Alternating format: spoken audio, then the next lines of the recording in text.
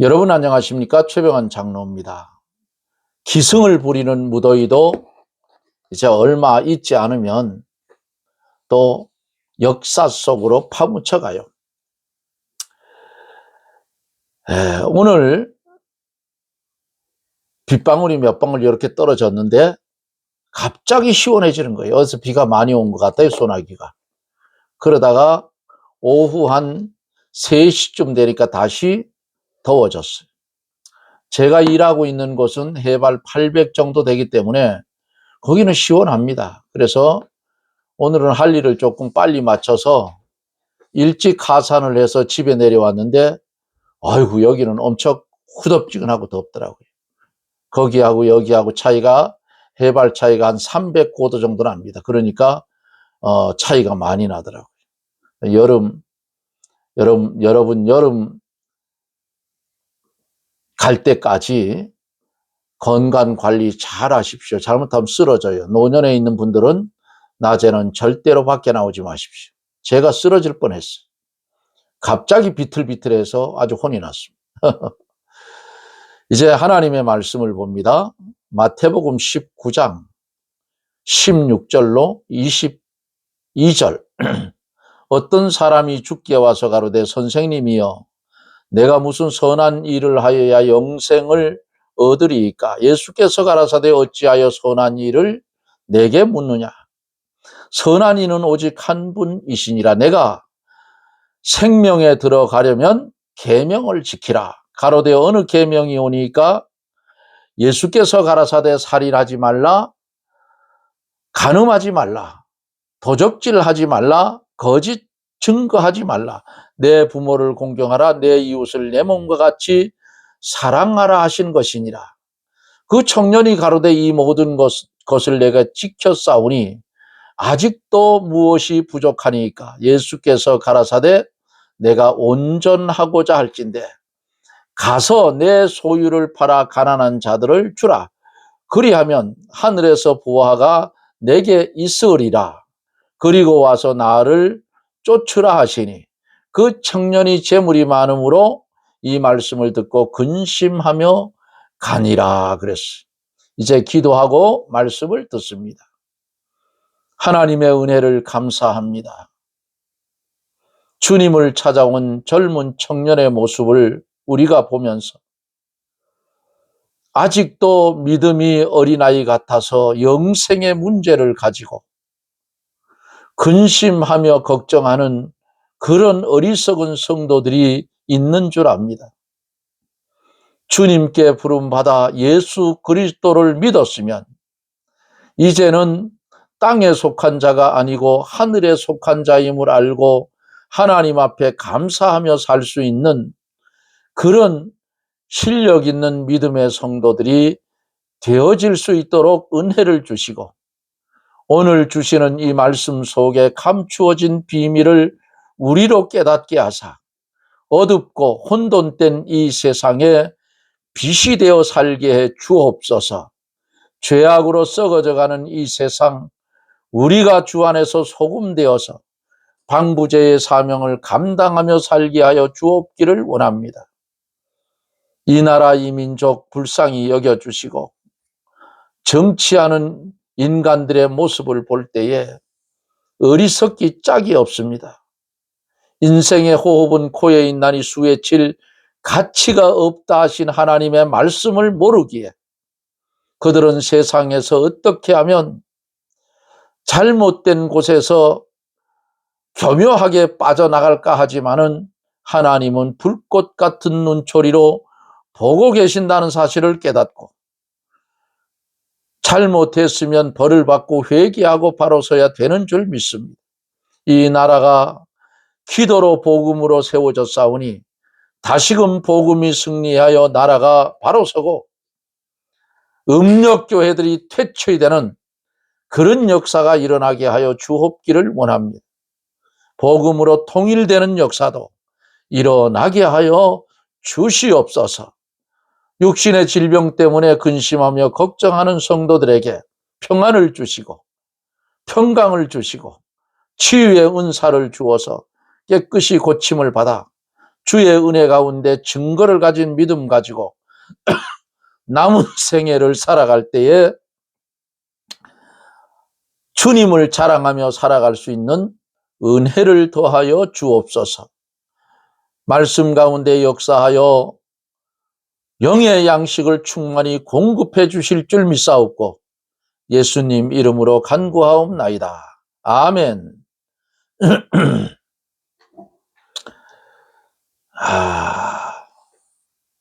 예수님을 찾아온, 예수님께 나온 이 청년, 영생의 문제를 가지고 주님께 물었지요. 내가 무슨 선한 일을 하여야 영생을 얻으리까 하고 주님께 물었어요. 이 청년은 자신이 하나님의 규례를 잘 순종하고 있다고 생각을 했어요. 하지만 실상 그는 하나님의 첫 계명을 어기고 있었다. 그게 뭔가? 그는 하나님보다 자신의 많은 재산을 사랑하고 있었다는 사실을 오늘 본문 속에서 우리가 보게 될 겁니다. 그러면 오늘을 살아가고 있는 우리는 이 문제에 대해서 주님이 묻는다면 어떻게 답을 해야 하는가를 생각해 보았습니다. 내가 세상을 살아갈 때에 세상에서 가장 사랑하는 것은 무엇인가? 하나님보다 더 중요한 그 무엇이 있는가? 하나님을 위해 그것을 포기할 수 있는가? 이것을 돌아보아야 됩니다. 그래서 포기할 것을 다 포기하고 주님 말씀대로 가면 영생은 내 것이라 그 말이에요. 오늘날도 이렇게 살아가는 사람들이 많아요. 청년이 참으로 계명을 다 지켰으면 자기가 죄인인 것을 깨닫게 될 거예요. 왜냐하면 계명이 뭐예요? 죄를 지적하는 게 계명이에요. 그 로마서에 뭐라고 했어요? 법이 이름에 나는 죽고 죄가 살았다 그랬잖아요. 또 계명을 지키면 그리스도께로 인도하기 때문이에요. 법이 이름에 나는 죽고 죄가 살았도다. 오호라 나는 곤고한 자로다. 이 사망의 몸에서 누가 나를 건져내라. 누가 있어요? 거기서 건져낼 자가 예수 그리스도로 인도를 받아 그리스도께서 사망의 몸에서 우리를 건져낸다. 사망의 법에서. 그래서 구원받은 우리들이 됐어요. 그런데 이 청년, 오늘날도 이 청년과 같은 성도가 많아요. 도덕적으로, 외형적으로 계명을 지켜서 예배당에도 잘 나오고 하나님을 잘 섬기지만 신령한 세계에 들어가지 못하고 껍데기로만, 외부적으로만 신앙생활하는 사람이 많다 그 말이에요. 그래도 이 세상 살아가는데 종교는 하나 있어야 되지 않느냐 하고 이렇게 교회 다니는 사람들도 있어요. 백날 천날 다녀봐야 소용이 없어. 그런 부분들은. 구원은 어디서 와요? 예수 그리스도를 믿음으로 구원받는 거예요. 그런데 믿음은 없고 교회만 시계추처럼 왔다 갔다 해봐야 시간 낭비라 그 말이에요. 강대상에서 전하는 주의 사자들의 하나님의 선포되는 말씀을 들어서 그 말씀을 깨닫고 주님이 나에게 원하는 것이 무엇인가? 믿으라 했으면 믿으면 돼요. 그럼 영생이에요. 기본 구원은 된다고. 불 가운데 튀어나온 부끄러운 구원을 받더라도 구원받는 것이 중요한 거예요. 응? 이 청년이 외형적으로는 계명도 지키고 또 자기 생각에는 계명들을 다 지킨 줄로 알았지만은 주님이 볼 때에는 외부적으로만 지켰기 때문에 영적 생명의 역사가 없고 영적인 만족이 없었다. 즉 뭐예요? 구원받지 못했다 그 말이에요. 그래서 신앙 생활을 하지 말고 믿음 생활을, 예수 그리스도를 믿는 믿음 생활을 해라. 여기까지 어제 말씀을 드리며 은혜를 받았죠. 오늘 계속 이어서 어떻게 하면 영생을 얻는가? 응? 어떻게 하면?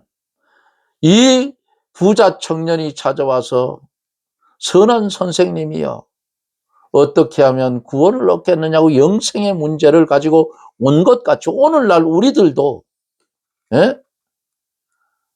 믿음 생활하면서도 부흥회 때 가보면 구원받은 사람 손 들으라 하면 손을 못 드는 사람이 많아. 몰라서 그렇다고 말이야. 어제 20절까지 말씀을 전했죠. 21절에 보면은 예수께서 가라사대 내가 온전하고자 할진대 가서 내 소유를 팔아 가난한 자들을 주라. 그리하면 하늘에서 보화가 내게 있으리라. 그리고 와서 나를 쫓으라 하시니 그랬어요. 자, 영생의 문제를 가지고 이 청년이 왔어요. 주님이 계명을 지키라고 했어요. 지켰다고 했어요. 응?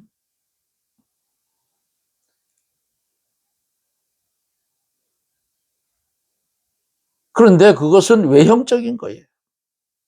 자기에게 손해를 주고 자기를 괴롭게 할 때에도 그 사람을 한 번도 미워하지 않으며 원수까지 참으로 사랑하였는가? 주님의 물음은 그거라 그 말이에요. 또 간음하지 말라는 계명도 도덕적으로만 지키려고 하면 행동으로 간음하지 않으면 돼요. 그러나 참으로 이 계명을 지키려고 하면 음욕을 품어도 안 된다 그 말이에요. 또 한 걸음 더 나가서 마음이 하나님을 떠나 다른 곳으로 가면 이거 영적 간음이에요. 그래서 세상과 벗된 것이 영적 간음이라고 했어요. 야고보서에 기록되어 있잖아요. 간음하는 여자들이여, 다시 말하면 간음하는 성도들이여, 세상과 벗된 것이 하나님의 원수임을 알지 못하느냐. 도적질하지 말라. 이 계명에 있어서도 외형적으로 도적질만 안 하면 돼요. 응? 그러나 참으로 하나님이 요구하시는 데까지 지키려고 하면 남의 물건을 탐내어도 도적질한 것이 된다 그 말이에요. 영생에 들어가는 방법. 이 영생에 들어가는 방법을 우리 주님이 두 가지로 말씀해 줍니다. 첫째는 오늘 본문 21절에 뭐라고 했어요? 내가 온전하고자 할진대 가서 내 소유를 팔아 가난한 사람에게 주라 그랬어요. 영생에 들어가는 첫 번째 방법이 네가 가지고 있는 소유를 다 팔아서 가난한 사람한테 나눠주라. 영생에 들어가는 두 번째 방법은 그리고는 와서 나를 따르라는 거예요. 영생에 대한 예수님의 대답은 아주 간단명료했죠. 신앙의 세계는 간단한 것이고 복잡한 것이 아니다 그 말이고. 그러나 본문에 있는 이 청년은 부자여서 재물이 많음으로 예수님의 말씀을 듣고 근심하며 갔다 그랬잖아요. 예수님이 사랑하셨다는 것을 보면 결코 이 청년은 나쁜 사람은 아니에요. 예수님께 와서 예수님을 시험하려고 물어본 것도 아니고 진정으로 자기의 영생 문제를 해결하기 위해서 안타까운 심정으로 예수님께 나온 것이 분명해요. 그러나 이 청년은 예수님께서 가르쳐 주신 대로 순종하지 않았어요. 그래서 근심하며 갔다 그랬어요. 이러므로 이 청년은 결국 영생과 예수님을 잃어버리고 말았다 그 말입니다. 내 소유를 팔아 가난한 자들에게 주라. 여기에는 세 가지 뜻이 있어요. 첫째, 자기가 가지고 있는 재물을 의지하여 살려고 하지 말라는 뜻이에요. 재물이 많아서 그 재물이 우상이 되고 그것 때문에 마음이 부유하여지면 생명에 들어가지 못한다. 심령이 가난한 자 복이 있다 했잖아. 재물이 아무리 많아도 심령이 가난하여 믿음을 잘 지키는 사람이 있으나 보통은 재물이 많으면 마음이 높아지고 부유해져서 하나님을 떠나게 된다.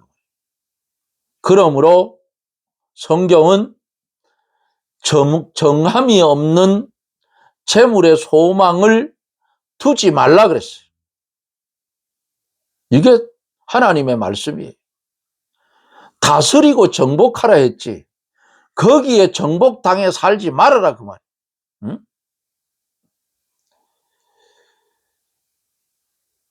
부하려는 자는 시험과 올무와 여러 가지 어리석고 해로운 정욕에 떨어지게 된다. 재물이 많으면 마음이 부요하게 되어 음부에 빠지기 쉽고 그 재물을 의지하여 살려는 생각이 들어오기 쉽다. 그러므로 주님이 이 청년을 향해서 내 소유를 팔아서 가난한 자들에게 주라고 하신 거예요. 가난한 자들에게 주라고 하신 말씀은 필요한 사람에게 주라는 뜻이에요. 가난한 자는 재물이 꼭 필요한 자를 말합니다. 재물은 하나님의 뜻대로 꼭 써야 할 곳에 쓰고 꼭 필요한 자에게 주어야 돼요. 또 하나님을 위해서 바쳐야 될 것은 하나님께 바쳐야 됩니다. 둘째로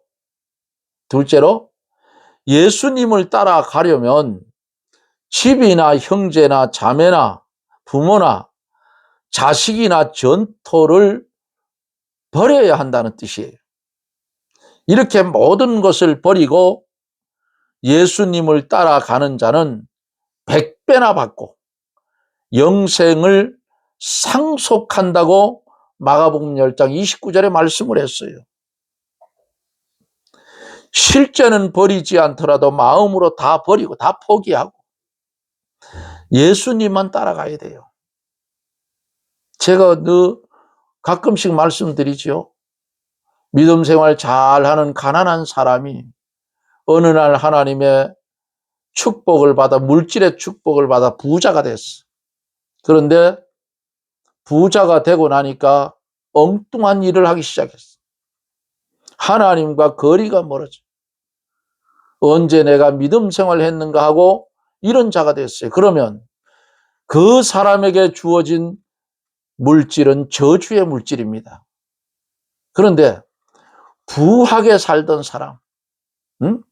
권력을 누리고 살던 사람이 권력이 없어지고 물질이 없어져서 가난하게 되었는데, 가난해서 예수 그리스도를 믿어 구원받은 영생을 소유한 자 됐다면 재산이 다 날아가는 것이 그 사람에게는 축복이요. 건강할 때 예수 안 믿었던 사람이 갑자기 병이 들어서 죽게 될 지경에 이르렀을 때에 예수 그리스도를 영접하고 믿은 사람이 되었다면 질병에 걸린 것이 축복이라 그 말이에요. 이런 말 하면 아이 최장은 또 별소리를 다 하네. 그 사실이잖아요.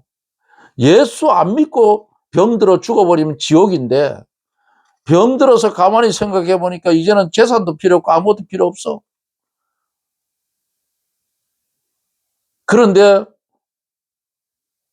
전도자가 와서 말씀을 전해 주는데 그게 꿀송처럼 달아서 받아듣고 예수 그리스도를 영접했다면 병든 것이 축복이라 그 말입니다. 예? 예수 믿고 죽는 게 가장 큰 축복이에요. 뭐 딴 거 있어요? 이 세상 거 에이 불타고 없어지고 떠나갈 거예요. 예? 아니 굴지의 대기업 회장들 보세요. 제가 10대 재벌책을 한번 쭉 읽어봤는데 돈 벌을 때 그분들이 기업을 성장시킬 때 도시락도 차 안에서 먹고 해서 그렇게 해서 기업을 성장시켜서 나라에 큰 공헌을 했는데 자기 죽을 때 가져가더냐고. 못 가져가잖아요. 예? 어떤 기업에서는 아버지가 죽으니까 왕자의 난이라고 싸움이 벌어지고 재산 때문에. 그러나 그런 것을 다 포기하고 주님을 믿어 갔으면 영생은 내 거라고 말이에요. 얼마나 좋아요. 자, 다니엘도 아브라함도 하나님께서 예수님을 따라가려면 뭐라 했어요? 집이나 형제나 자매나 부모나 자식이나 전토를 버려야 한다는 뜻이에요. 이렇게 모든 것을 버리고 예수님을 따라가는 것이 100배나 받고 영생을 상속한다고 그렇게 했잖아요. 실제로 버리지 않더라도 다 버린 것 같이 포기하고 바울 사도 같이 나는 날마다 죽는다 이러고 예수님 따라가야 된다 그 말이에요. 아브라함도 독자를 버리고 예수님 명령을 따라갔고, 다니엘도 높은 지위와 모든 영광 다 버리고 말씀 따라가다가 사자굴 속에 던짐을 받았고, 사드락과 메삭과 아벳느고 다니엘의 세 친구들도 세상 것 포기할 때에 풀무불 속에 들어갔던 겁니다. 물질이나 가족이나 모든 것을 다 내어놓고 말씀만 따라가야 자기 영이 살고 세상 것도 여러 배가 되는 축복을 받아요. 예수님과 세상 것을 다 붙잡으려고 하면 자기 영도 죽고 세상 것도 안 된다 그 말이에요. 그러므로 세상 것을 내어놓고 예수님만 따라가야 양쪽이 다 잘 되는 거예요. 예수님을 따라가는 자가 물질이나 부모나 가족에게 이거 얽매이면 안 돼요. 세 번째, 의식적이고 도덕적인 부요. 즉 종교의식이나 도덕적으로 만족하고 자랑하고 의지하는 것을 떠나서 심령이 가난한 자가 되라는 뜻이에요. 심령이 가난한 자가 되지 않으면 천국을 소유할 수 없다고 그랬어요. 심령이 가난하게 되려면 가지고 있는 것, 사랑하는 것 다 버려야 돼요. 야곱이 세겜을 떠나서 베델로 갈 때에 단장품을 다 제하해 버렸어요. 야곱이 사랑했던 아내 라헬, 아버지의 우상인 드라빔을 아직도 그때까지 가지고 있었다고.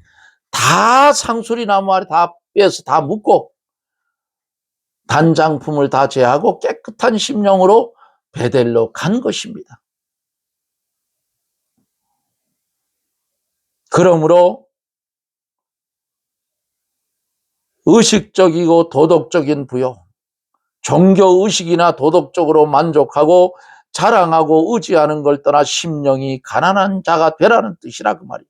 세 번째, 또 내가 이렇게 잘하였다 하는 교만한 생각을 버리라.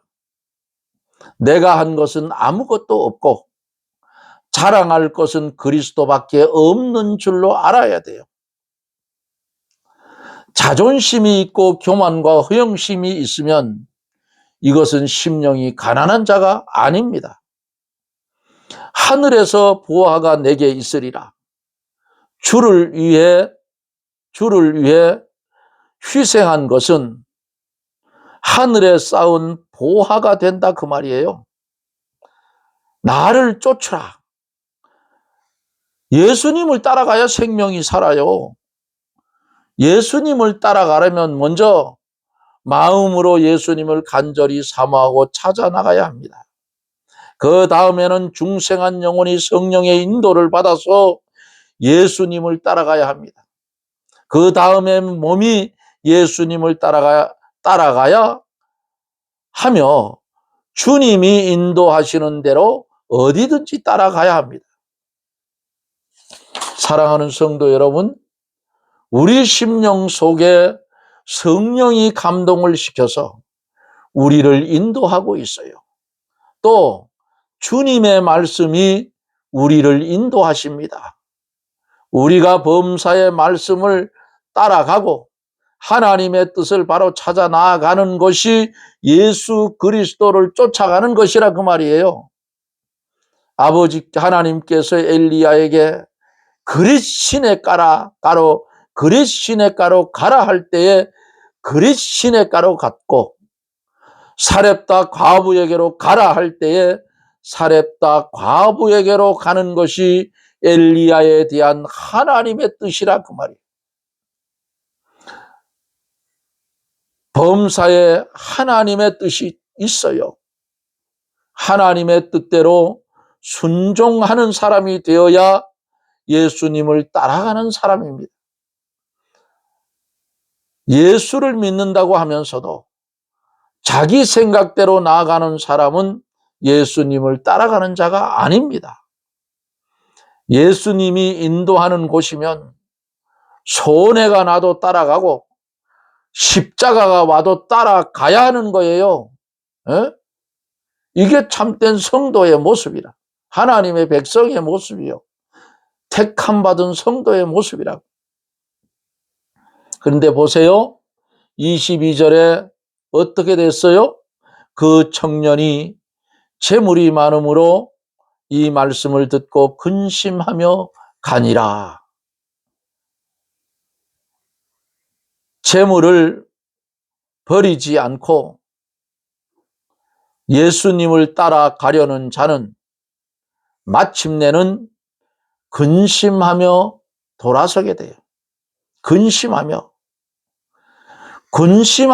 한 이 말씀, 근심하며 돌아간 것을 보면 예수님을 따라갈 마음이 있으나 재물이 우상이 되어서 예수님을 따라가지 못했다 그 말이에요.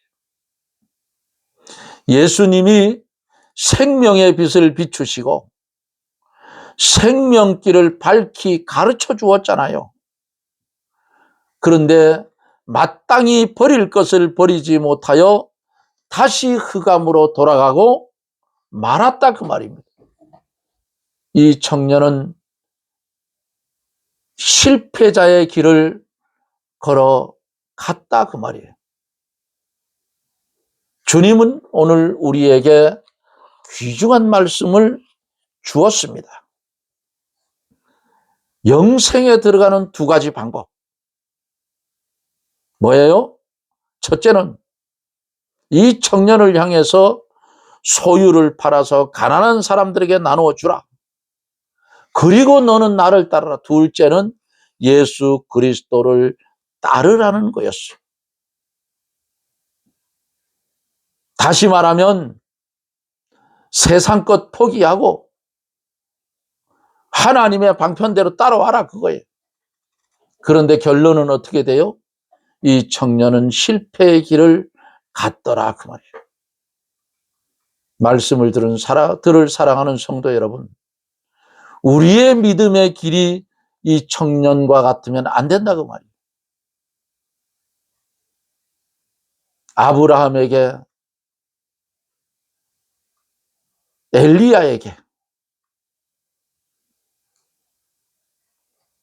다니엘에게 끊을 것을 끊으라고 했던 그 하나님, 오늘 우리에게도 분명코 이 청년에게 하는 주님의 말씀처럼 버릴 것을 버리고 너는 나를 따르라고, 세상 것 포기하고 너는 나를 따라와라. 나를 따라오면 내가 세상에 손해받은 것 100배로 갚아주겠다 그거 아니겠어요? 그런데 눈에 보이는 것이 먼저라 세상으로 다시 갔다 그 말이에요.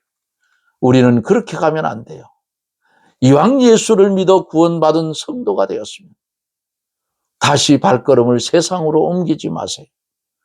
믿음의 길을 가다 보면, 예수님을 믿어 가다 보면 세상에서 욕먹을 때도 있고 손해볼 때도 많아요.